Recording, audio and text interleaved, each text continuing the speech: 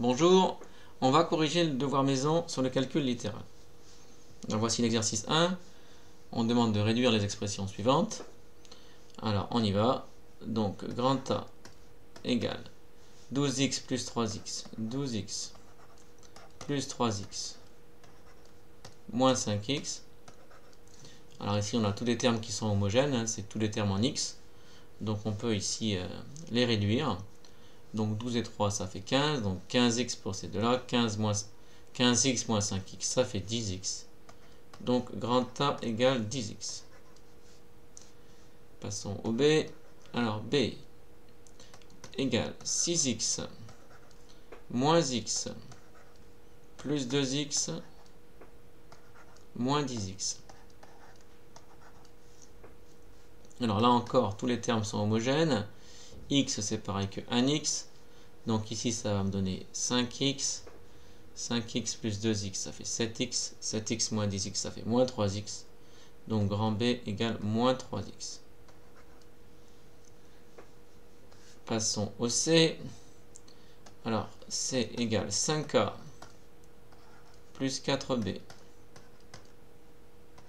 moins 3A moins 8B.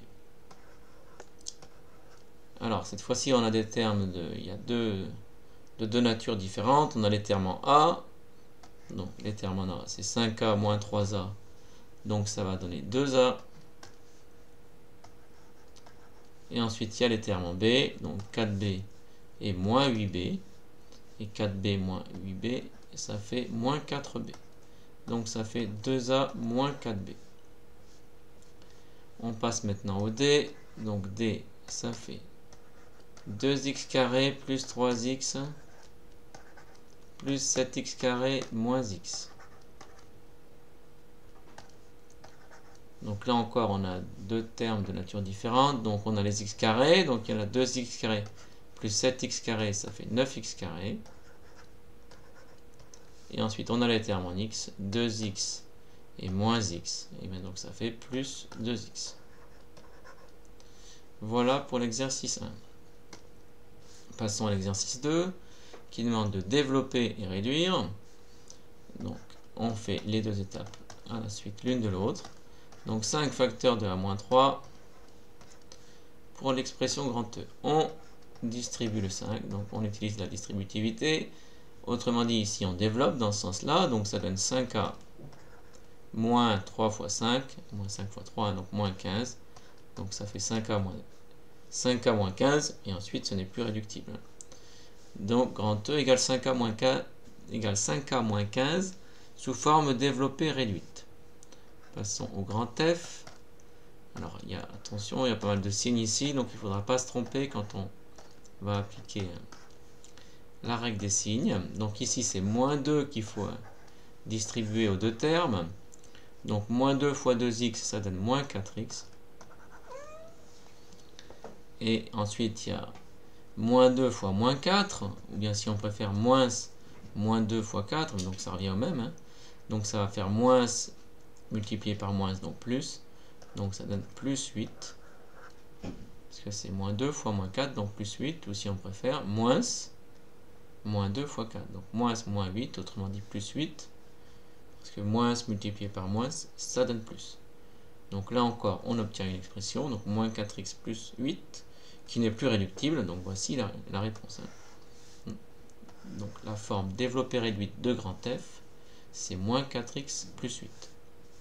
Passons maintenant à l'expression grand G, qui est égale à 4x facteur de 8 moins 6x.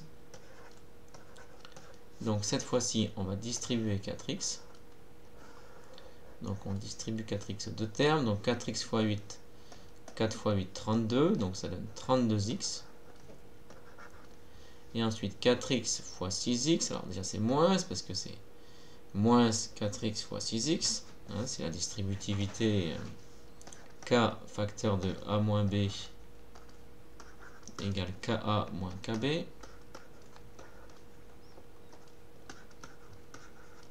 Qui revient à dire, si on préfère, mais ça revient au même. Hein, et c'est un peu ce qu'on a fait ici, là.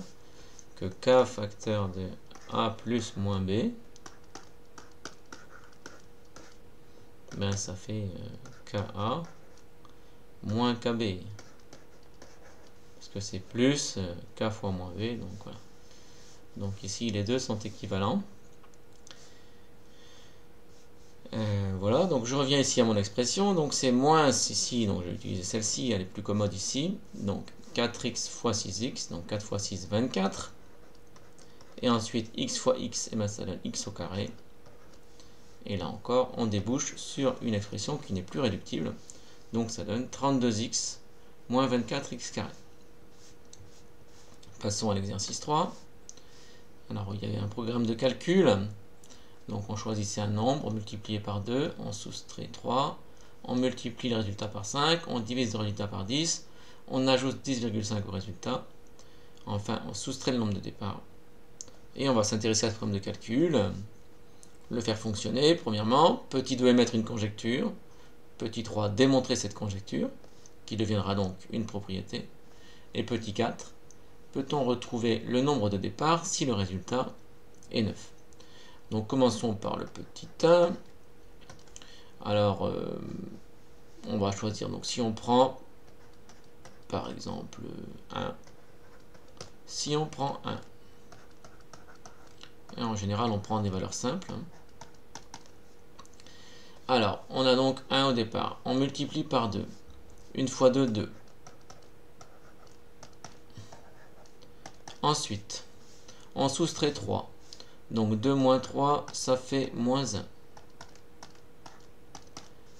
Ensuite, on multiplie le résultat par 5. Donc, moins 1 fois 5, ça fait moins 5. Ensuite, on divise le résultat par 10. Donc, moins 5 divisé par 10, ça fait moins 0,5. Ensuite, on ajoute 10,5 au résultat. Donc, moins 0,5 plus 10,5, ben ça fait 10. Et enfin, on soustrait le nombre de départ. Et nous, on a pris 1. Donc, 10 moins 1, ça fait 9. Donc, si on se résume, on est parti de 1. On a multiplié par 2. On a obtenu 2. Ensuite, on a obtenu moins 1. Ensuite, on a obtenu moins 5. Ensuite, on a obtenu moins 0,5. Ensuite, on a obtenu 10. Oui. Et ensuite, on a obtenu 9. Et donc, conclusion, si on prend 1, on obtient 9.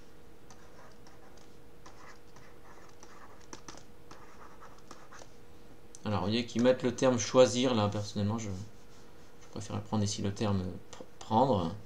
Si on prend 1, on obtient 1. On obtient 9. Voilà. Si on prend 1, on obtient 9. Alors maintenant, on va recommencer. Donc, par exemple, je pourrais prendre 0. Alors, pourquoi pas, si on prend 0. Si on prend 0. Alors, allons-y. 0. 0 multiplié par 2. 0 fois 2 égale 0. Soustraire 3. 0 moins 3 égale moins 3. Multiplier le résultat par 5. Moins 3 fois 5 égale moins 15. Diviser le résultat par 10. Moins 15 divisé par 10, ça fait moins 1,5. Ajouter 10,5 au résultat. Donc moins 1,5 plus 10,5. Et bien ça fait 9. Et ensuite soustraire le nombre de départ. 9 moins 0, ça fait 9. Bon, alors je refais pas ici les flèches, hein, mais on voit que là encore, on obtient 9. On obtient 9. On obtient 9. Alors je me dis, eh bien, bon, alors je pourrais essayer avec d'autres valeurs, parce que 2 valeurs, bon, on peut se dire que c'est un peu léger, mais bon. Ici, la conjecture que l'on peut émettre à ce stade, c'est que eh bien le programme de calcul il donne toujours 9. Là, on va voir si c'est vrai. Hein.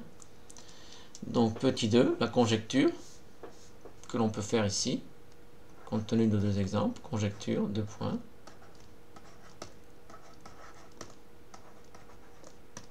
Donc le programme de calcul donne toujours 9 pour résultat, quel que soit le nombre de départ.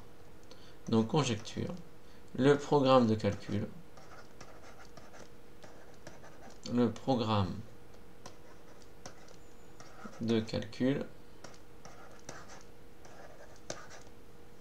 donne toujours 9 comme résultat. Toujours 9 comme résultat.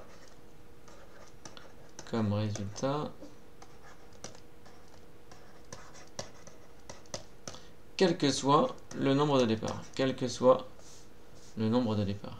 Quel que soit le nombre de départ.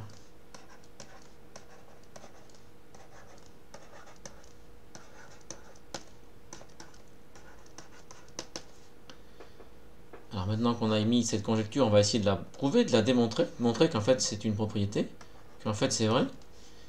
Et alors la seule façon de le démontrer, parce qu'on ne peut pas essayer de tous les nombres, ça c'est pas possible. Hein. Il y en a trop. Il y a une infinité de nombres, on ne peut pas tous les essayer. Donc la seule façon de prouver la conjecture, ben, c'est de le faire par le calcul littéral, en montrant que si on prend x qui représente n'importe quel nombre, eh bien, quel que soit ce nombre x, on obtient forcément 9. Enfin, on obtient toujours 9 avec x. Enfin, on obtient 9 avec x qui pourra prendre n'importe quelle valeur, donc toutes les valeurs imaginables. Donc ici, on va faire cette démonstration. Donc si on prend x, alors je vais formuler que c'est une démonstration ici. Hein. Donc je vais écrire démonstration. Donc de la conjecture. Démonstration. Alors,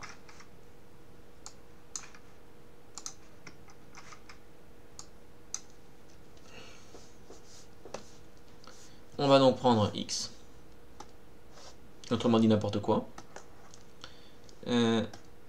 Si on prend x comme nombre de départ, alors on y va, il faut refaire les manipulations là, que je vois un peu au-dessus. Alors je vais m'inspirer ici. Voilà. Donc on commence. Donc au départ on a x. Donc ensuite on multiplie par 2. Donc x fois 2 égale 2x. Ensuite on soustrait 3. Donc ça fait 2x moins 3. Mais 2x moins 3, alors je peux rien faire, c'est pas réductible. Donc je pourrais écrire égal 2x moins 3. Donc je vais laisser ça comme ça. Voilà, bon alors j'écris, vous voyez, parfois ça vous perturbe que j'écrive ça, mais 2x moins 3 égale 2x moins 3 parce que je peux rien faire en fait.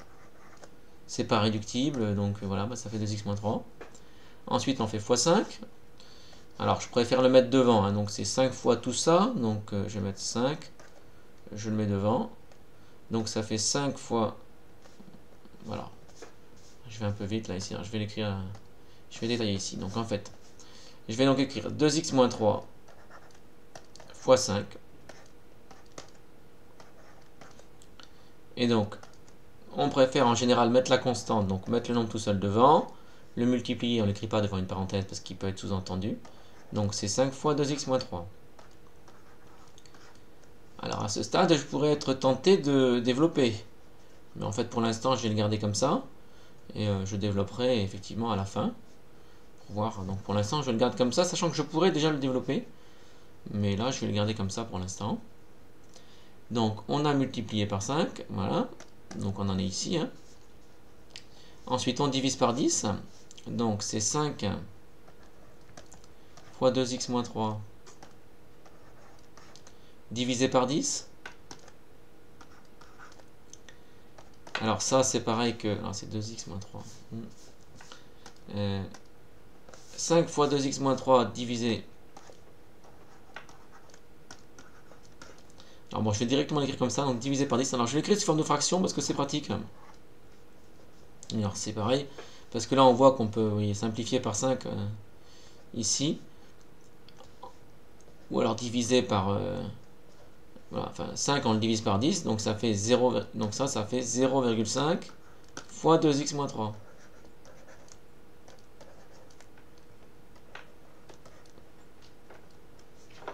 Hein, parce qu'en fait, c'est une règle sur les fractions, là. Quand on a...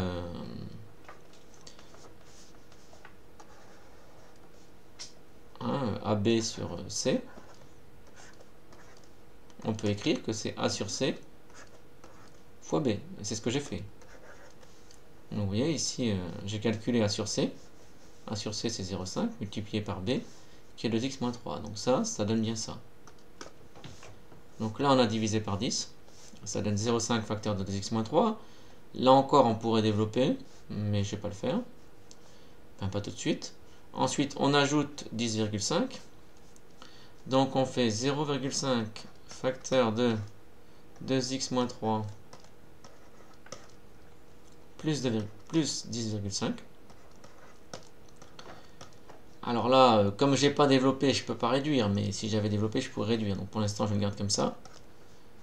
J'ai pas besoin de parenthèse ici parce qu'il y a priorité à la multiplication, hein, donc je peux l'écrire comme ça. Et enfin, on soustrait le nombre de départ. Donc en fait, on a l'expression 0,5 facteur de 2x moins 3 plus 10,5. Alors, je pourrais mettre un crochet ici pour dire que c'est ça et que j'enlève x.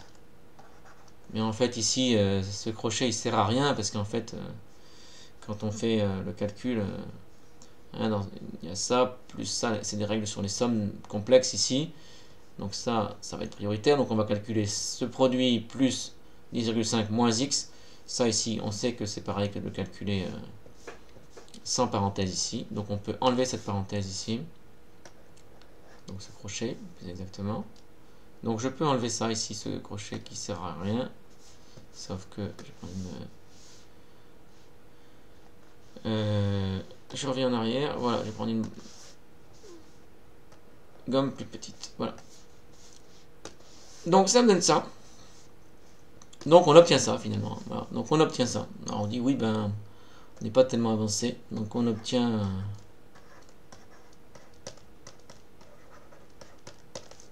0,5 facteur de 2x moins 3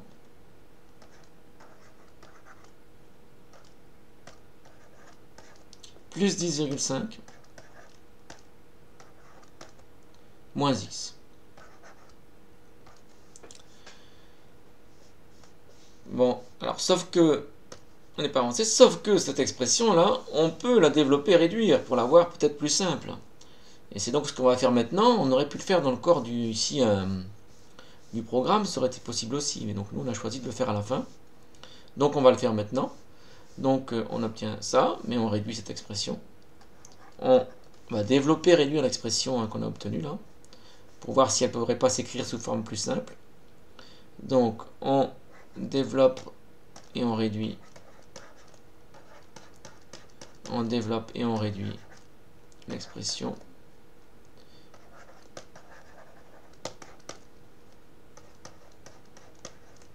Alors évidemment, moi j'aimerais bien trouver 9, hein, parce qu'en fait,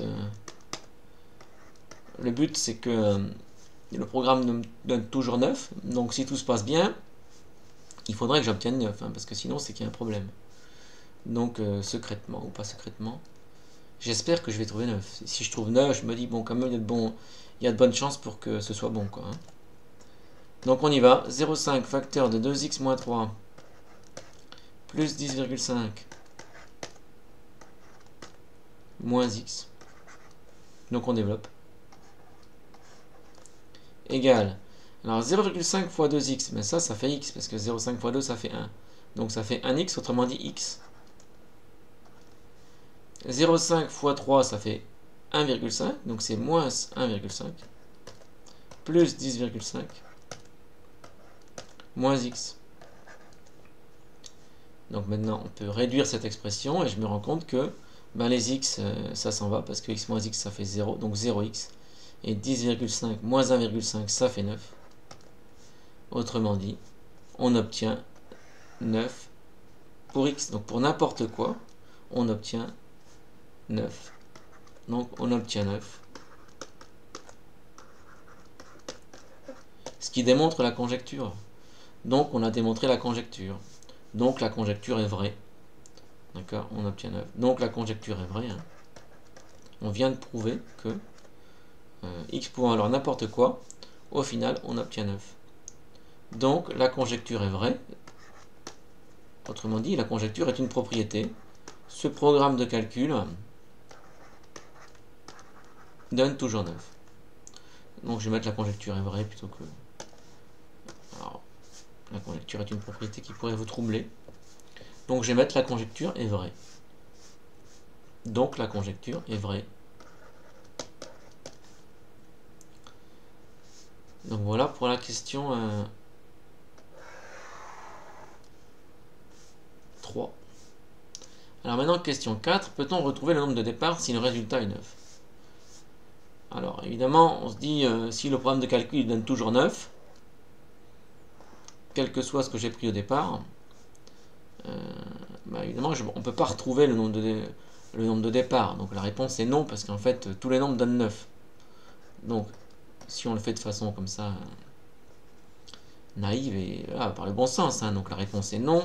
Alors je vais reprendre la formulation de la question. Donc la question c'est: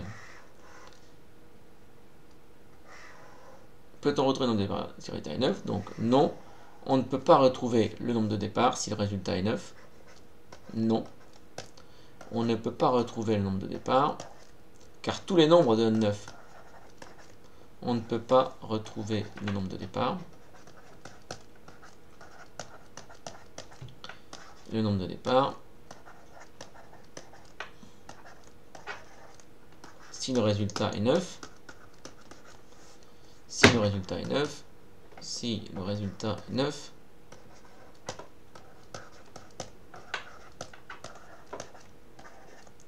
Car tous les nombres donnent 9.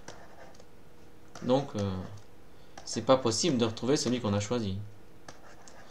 Car tous les nombres donnent 9.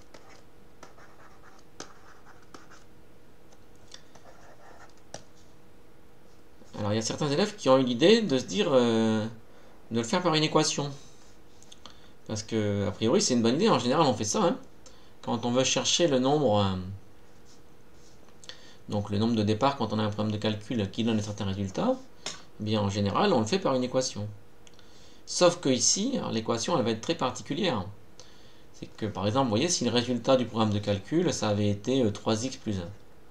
Donc, pour trouver le nombre de départ, qui donne par exemple 10, ben vous auriez fait 3x plus 1 égale 10, et puis on trouve x. Donc ça, c'est bien. Sauf que ici, le problème, c'est que l'expression qu'on a,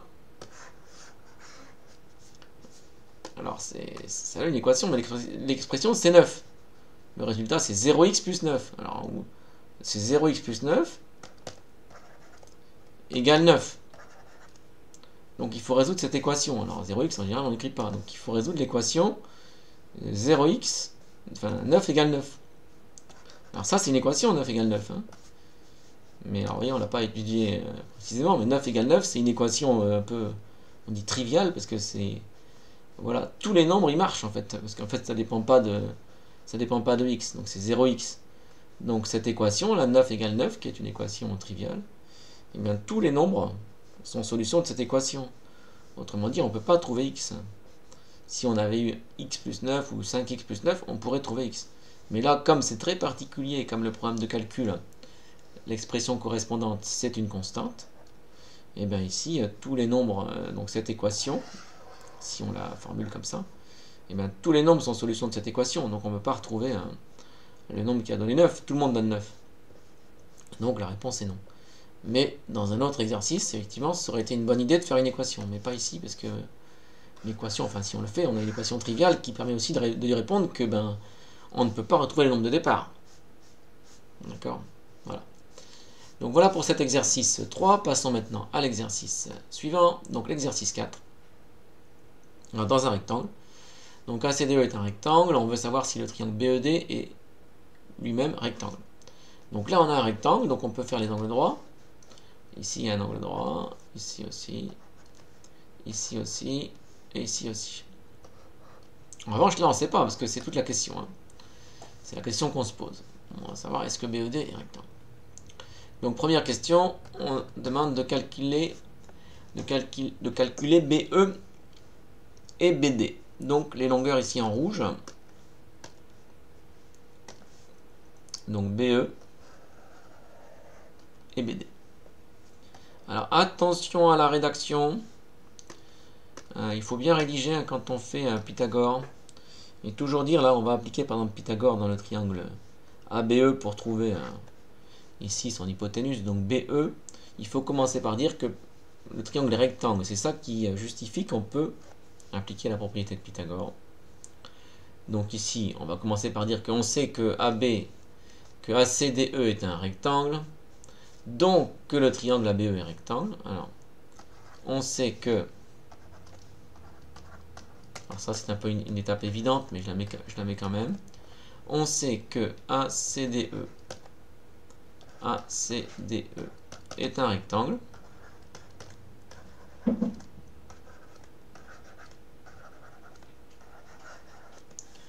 Donc, alors ces quatre angles sont droits, hein. Donc forcément, l'angle A, alors je vais l'écrire EAB, donc EAB égale 90 degrés. Et par abus de langage, on identifie un angle et sa mesure. Et BCD, le deuxième angle, qui est un deuxième angle ici du rectangle, il fait également 90 degrés. Par conséquent, on va pouvoir appliquer la propriété de Pythagore dans ce triangle qui est rectangle, compte tenu que l'angle EAB est droit, mais il faut absolument le dire. Et donc rédiger parfaitement la propriété de Pythagore. Donc on sait que le triangle ABE est rectangle en A. Le triangle ABE est rectangle en A. Et rectangle en A. Donc, d'après la propriété de Pythagore, on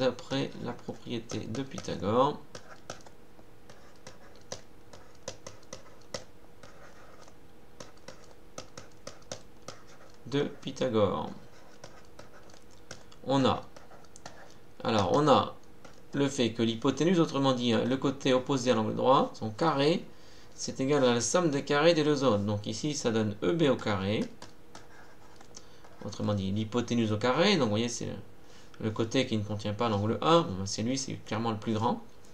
EB au carré est égal à EA au carré plus AB au carré. D'où, alors moi ce que je cherche c'est EB au carré, et donc EB, hein. EB au carré égale EA au carré, donc 6 au carré, plus AB au carré, 12 au carré. Donc 6 au carré ça fait 36, et 12 au carré ça donne 144. Donc ça me donne 180. Donc EB au carré égale 180. Donc EB, sa valeur exacte, c'est racine de 180. L'unité étant les centimètres. Je vais effacer ce point ici, mais vous voyez, c'est que voilà, c'est des centimètres.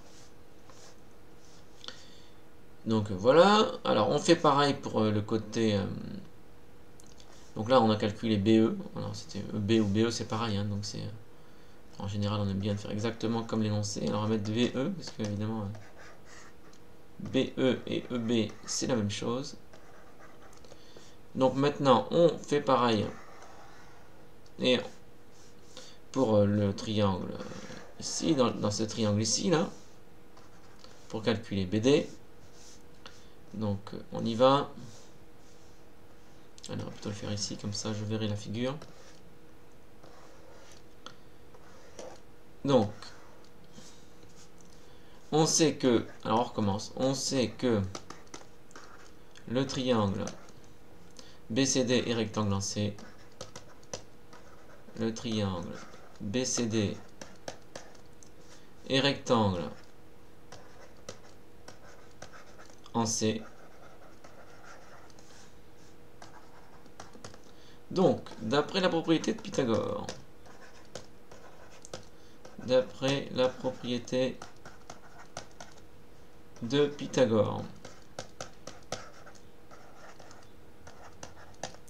on a, donc l'hypoténuse cette fois-ci c'est BD, donc BD au carré, égale BC au carré, plus CD au carré, d'où BD au carré, égale, donc BC au carré, alors ici on peut le calculer parce que manifestement, comme c'est un rectangle, on pourrait l'expliquer, hein, donc manifestement cette longueur ici, c'est 15 moins 12, parce qu'en fait c'est 3, on retrouve 15 pour la, ici la longueur du rectangle se retrouve ici et au-dessus, donc BC, alors on va quand même mettre le calcul pour montrer qu'on a conscience du problème, donc ça fait 15 moins 12 au carré, autrement dit BC au carré, plus CD au carré, et là encore on pourrait justifier le fait que CD c'est égal à 6 cm. Si on rédigeait parfaitement, il faudrait le dire. Comme on a un rectangle, ses côtés opposés ont la même longueur, par conséquent AC est égal à 15 cm et CD est égal à 6 cm. Bon ici, on va pas le faire. Donc plus 6 au carré. Donc ça donne 3 au carré plus 6 au carré. Autrement dit, 9 plus 36. Ce qui donne 45. Donc, BD, sa valeur exacte, c'est racine de 45 cm. Alors, je pourrais donner ici, je ne l'ai pas fait, hein, des valeurs approchées, la calculatrice. Alors, je vais le faire, mais l'énoncé, on ne sait pas si l'énoncé attend ou pas une valeur approchée. Bon, on va le faire dans le doute. Alors là, il faut une calculette, hein, parce que sinon, c'est pas faisable. Donc, racine de 180. Racine de 180. Ça me donne 13,4.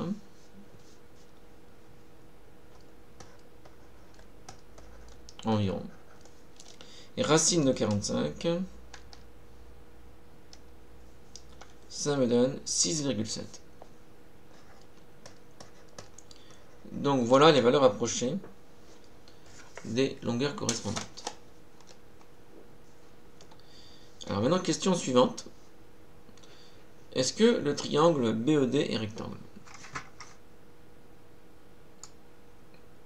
Alors je suis dans la situation où en fait, alors on regarde souvent l'articulation des questions, elle n'est pas neutre, il faut un peu essayer de décoder un peu ici l'articulation des questions. Donc on nous a fait calculer ça et ça, que l'on a maintenant, ces deux longueurs en lézard et des longueurs en rouge. Et on demande est-ce que ce triangle est rectangle? Donc autrement dit, on se pose la question, est-ce qu'un triangle dont on connaît les trois longueurs est rectangle? Et ça, typiquement, ça se fait avec la réciproque de Pythagore, qu'il faut rédiger parfaitement. Attention, j'insiste là-dessus, Pythagore, ça doit être rédigé parfaitement.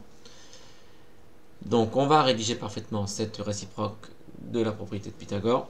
On sait qu'il faut calculer séparément la somme des deux petits côtés au carré, d'une part, et d'autre part, le grand côté au carré, et vérifier que c'est égal, pour pouvoir conclure avec la réciproque que le triangle est rectangle. Donc c'est ce qu'on fait ici. Alors, on y va. Alors, je vais prendre un peu de place ici. Parce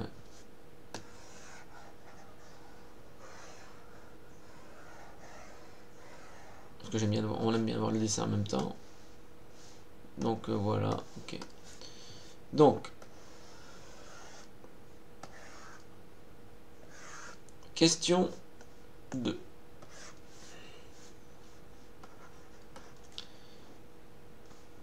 Alors, dans le triangle BED, alors déjà on peut dire quel est le grand côté, donc quel est le candidat avec l'hypoténuse, donc forcément c'est lui. Hein. Alors, dans le triangle BED, dans le triangle BED, donc le plus grand côté, alors on voit, hein, parce qu'ici on a 13, 4, 6, 7 et 15, donc le plus grand c'est 15. Hein. Bon, ça se voit sur le dessin, mais c'est aussi numérique, ça se voit aussi, puisque le dessin pourrait être trompeur. Mais là, ici, clairement, le plus grand côté, c'est ED. Le plus grand côté est ED, alors entre crochets, parce que c'est un segment. Donc, le plus grand côté est ED. Donc, on va calculer séparément. On calcule séparément, d'une part,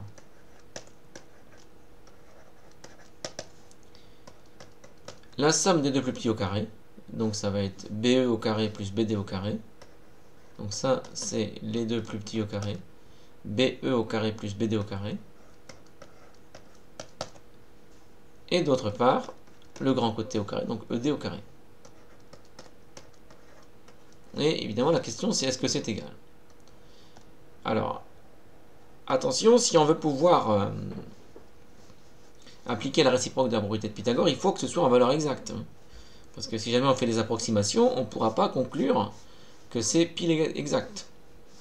Donc, il faut rester, et c'est impératif, en valeur exacte. Et donc, je regarde, donc pour EB au carré, alors là, je vois qu'ici, je l'ai en valeur exacte. Ici, là encore, c'est en valeur exacte. Là, en revanche, c'est en valeur approchée. Donc, il ne faut surtout pas prendre la valeur approchée, parce que sinon, je vais être bloqué pour la conclusion. Parce que moi, je veux une conclusion en valeur exacte. Parce que presque rectangle, c'est pas rectangle. Hein. Ça ne prouve pas que c'est rectangle. Donc, pour prouver que c'est rectangle, il faut être en valeur exacte. Donc, on va utiliser les valeurs exactes. Et à la limite, je peux directement utiliser le carré. Je n'ai pas besoin de retourner à racine de 180, parce que bon...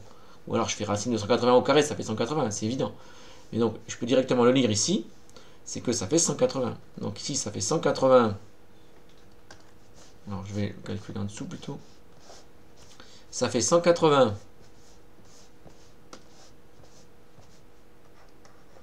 plus 45. Pareil, ici, je vais chercher la valeur exacte. Et la valeur exacte, elle est ici. Hein. Ou alors, je prends racine de 45 au carré. Mais clairement, c'est 45. Et l'intérêt, c'est que là, je peux mettre égal. C'est vraiment égal. C'est égal en valeur exacte. Donc, ça fait 225. Et ED carré, ben là, il faut calculer. C'est 15 au carré. Et 15 au carré, quand on le fait à la calculatrice, ça fait 225. Donc, on constate que c'est égal. Donc, on constate... Alors, c'est ce qu'on s'attendait à obtenir ça. Hein, mais on le constate. Alors, il faut écrire qu'on le constate. Hein, c'est un peu formel. Il faut ici faire comme si il y avait un suspense. Alors qu'il n'y en a pas beaucoup hein, du suspense. Ici, on constate que BE au carré plus BD au carré égale ED au carré. Et ça, donc, d'après la réciproque, c'est une réciproque ici, hein, donc d'après la réciproque de la propriété de Pythagore, la réciproque de la propriété de Pythagore,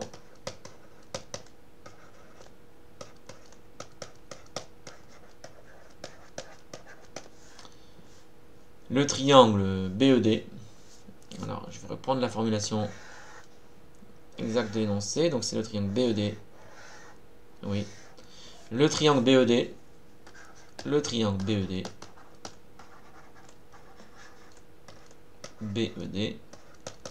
il est rectangle, et je vais pouvoir dire en quel point, hein, il est rectangle, et comme l'hypoténuse CED, c'est que ça c'est les deux points qui ne contiennent pas le sommet où c'est l'angle droit, hein, donc c'est B, donc il est rectangle en B, on le voit sur le dessin. Hein.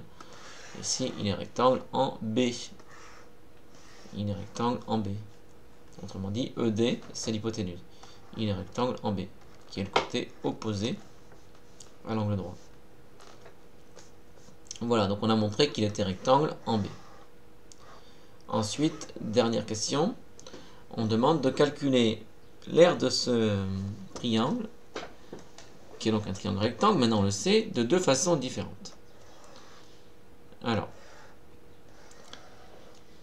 dans ce type de question, là, quand on veut démontrer, on veut calculer l'aire d'un triangle de deux façons différentes, alors on pourrait ici imaginer, alors certains ont pensé à ça, et c'est une bonne idée, hein, de décomposer avec le rectangle, ou, vous voyez, en décomposant le rectangle, en enlevant des parties, ce qui donne une façon un peu originale de calculer l'aire du triangle ici. Fondamentalement, ou en fait, en général dans ce genre d'exercice, en fait, on sait que pour calculer l'aire d'un triangle, la formule là, donc la formule qui est donc R du triangle égale côté ou base, si on préfère, un côté fois hauteur divisé par 2, eh bien on peut l'appliquer en général de 3 façons. Et c'est ça qui va me donner des façons différentes. Quand on a un triangle comme ça, on sait que, alors, je peux prendre ça comme côté et ça comme hauteur, mais je peux aussi l'inverser, donc considérer que je vais prendre ce côté-là et la hauteur correspondante, comme si j'avais retourné le triangle, etc. Donc a priori, j'ai 3 façons de le calculer. Et le triangle rectangle, c'est un cas un peu particulier du fait qu'on peut appliquer cette formule, mais quand le triangle est rectangle, on peut l'appliquer, alors, foncièrement de 2 façons différentes. Alors, je vais vous montrer ça. Donc, cette formule, là, côté fois hauteur divisé par 2, quand le triangle est rectangle. Parce que c'est ce qu'on va faire ici. Quand le triangle est rectangle, donc, je fais ce rectangle ici.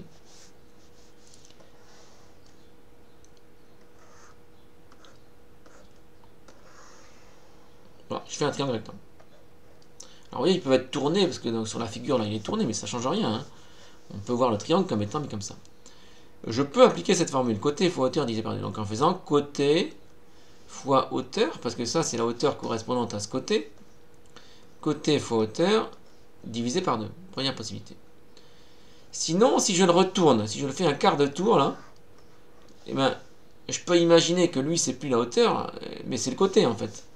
Donc, deuxième possibilité, je peux imaginer que lui, c'est le côté. Donc, je retourne quelque part mentalement mon triangle. Donc, lui, ça devient le côté. Auquel cas, la hauteur, c'est lui. Et je divise par 2. Mais en fait, bon, alors, vous voyez que ces deux méthodes, elles se ressemblent. Faire ça multiplié par ça, divisé par 2, ou bien ça multiplié par ça, divisé par 2, on peut pas vraiment dire que c'est deux façons différentes.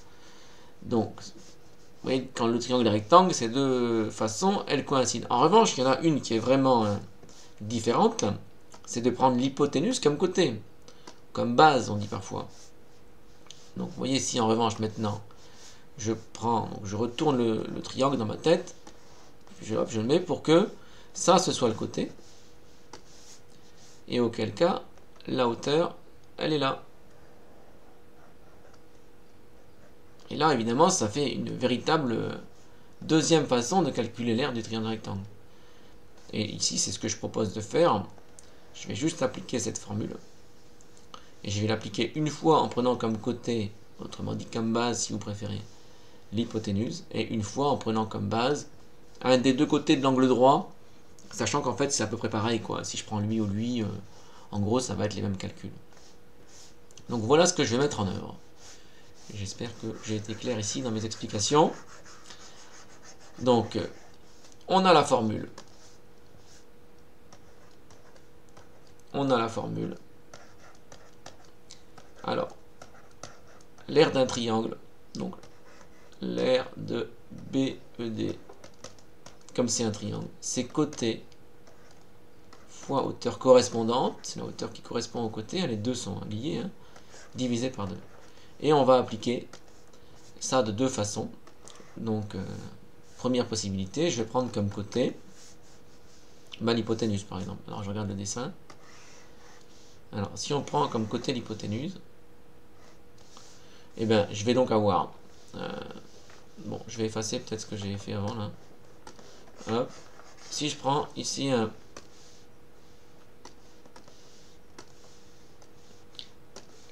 comme côté, ça. La hauteur correspondante, elle est là.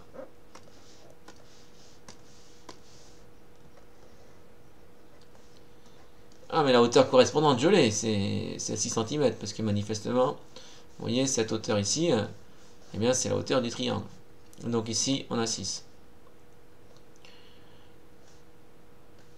Ce qui revient à calculer l'aire du rectangle et à diviser par 2, parce qu'effectivement, le triangle, son aire, elle est clairement la moitié de l'aire du rectangle. Donc, première possibilité, on fait ça. Donc, si on prend... Alors, je sais pas pourquoi il revient à chaque fois en épaisseur maximale. Là. Donc, si on prend...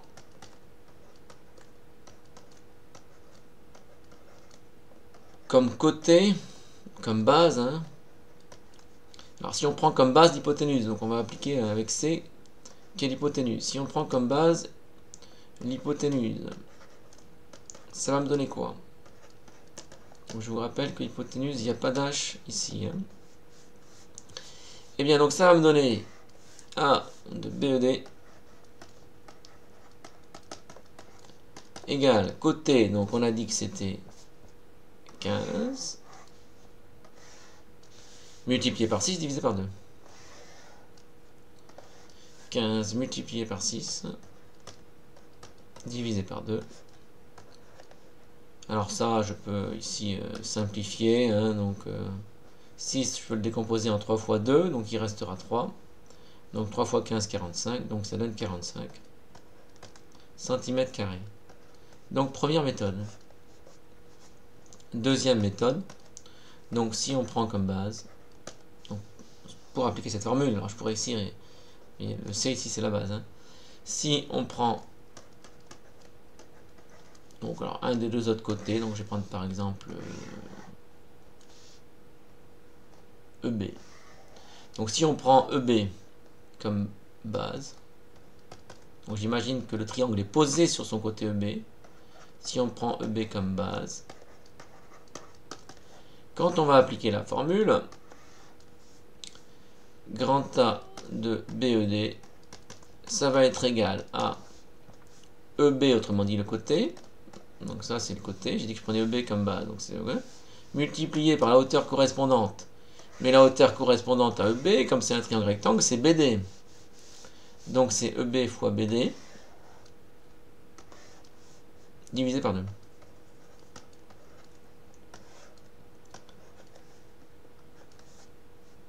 Voilà. Alors à ce stade, vous voyez qu'on arrive encore sur un problème de valeur exacte. Parce que si je prends des valeurs approchées, là, eh bien, je vais obtenir quelque chose qui se rapproche de 45, mais je ne l'aurai pas en valeur exacte.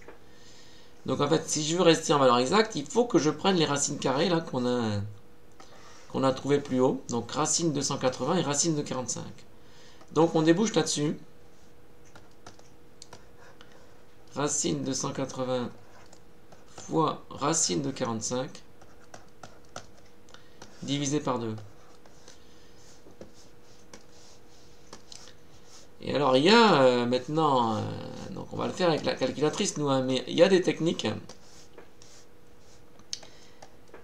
qui permettent de prouver ici que en fait, alors c'est pas racine de... Si, c'est racine de 45. Je suis perturbé. Non, c'est peut-être une coïncidence que ça fait. Bon, d'accord, ok. Alors, on va le faire à la calculatrice pour voir si... Donc, je tape sur la calculatrice, racine de 180. Multiplié par racine de 45. J'exécute et je divise par 2. Oui, alors c'était une coïncidence. Hein. Donc, ça fait bien, alors effectivement, ça me donne bien 45.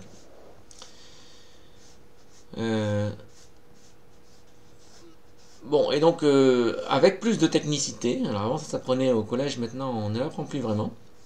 En fait, on pourrait prouver que eh ben, ça fait bien. Alors, on pourrait manipuler, faire des calculs ici, mais on n'a pas vu. Hein. Donc, il faut faire confiance à la calculatrice qui vous dit que ça fait pile 45 cm². Quand on fait racine de 180 fois racine de 45 divisé par 2, ça fait 45. Alors, le fait que, vous voyez, on retrouve ça, c'est une coïncidence hein, ici, mais voilà. Disons que quand on fait racine de 180 fois racine de 45, ça fait forcément 45. Voilà. Et donc, c'est une deuxième façon de calculer l'aire du triangle. Bon, alors j'avoue qu'il y avait cette difficulté là ici à manipuler des valeurs exactes et on doit faire confiance à la calculatrice.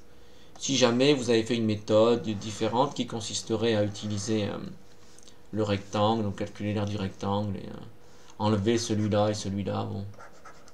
En fait, foncièrement, c'est pas vraiment une méthode différente, mais j'ai accepté que vous fassiez la méthode consistant à faire l'aire du grand rectangle moins les deux aires en noir, là, pour obtenir l'aire du triangle. Et on va considérer que c'est une deuxième méthode. Voilà.